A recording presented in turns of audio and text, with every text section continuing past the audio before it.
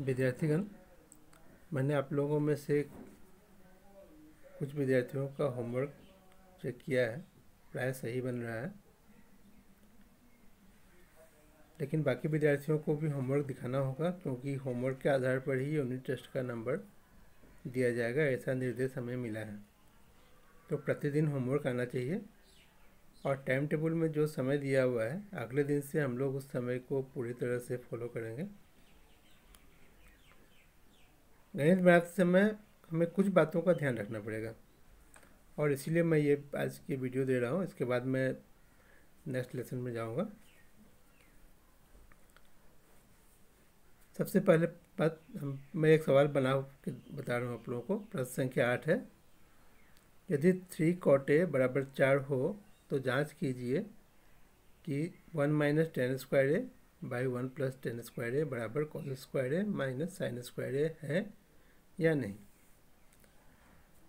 यहाँ दो बातें हैं। पहली बात, एक जानकारी हमें दी हुई है और दूसरा हमें जांच करना है। तो सबसे पहले हम दिए हुए जानकारी को लेकर ही आगे बढ़ेंगे और ये सबसे ज़्यादा उचित मेथड होता है।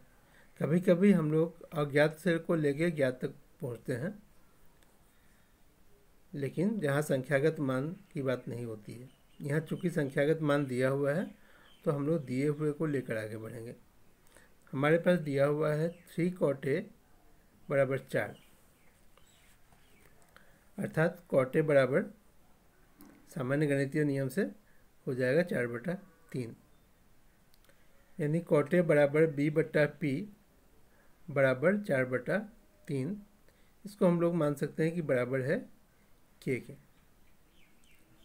और सामान्य अनुपात के नियमों से हम लोग बता सकते हैं कि B बराबर 4 के और P बराबर 3 के। या दूसरे तरह करना चाहो तो हम लोग लिख सकते हैं 4/3 बराबर 4K/3 के, और तब हम लोग तुलना करके कह सकते हैं कि B बराबर 4 के और P बराबर 3 के मान लिया गया। अब चूँकि हमें दो भुजाओं का मान लगभग पता है, हमें तीसरी भुजा का मान ज्ञात करना होगा और यह हम पाइथागोरस के थ्योरम के हिसाब से कर सकते हैं। हम जानते हैं h² बराबर b² प्लस p², यानी h² बराबर 4k² प्लस 3k²। 4 का स्क्वायर होता है 16, 3 का 9, और हमने k² को कॉमन लेके बाहर कर दिया है, अर्थात h बराबर हमें मिलेगा 5 के। हम लोग माइनस वाला मान नहीं लेंगे क्योंकि h दूरी बता रहा है। अब हम सवाल के दिए हुए दूसरे पार्ट में आते हैं।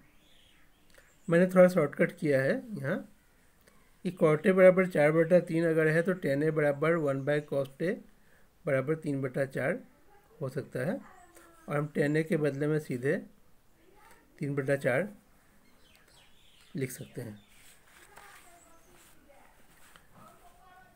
तो 1 - 3/4 whole square plus 1 + 3/4 whole square हो जाएगा।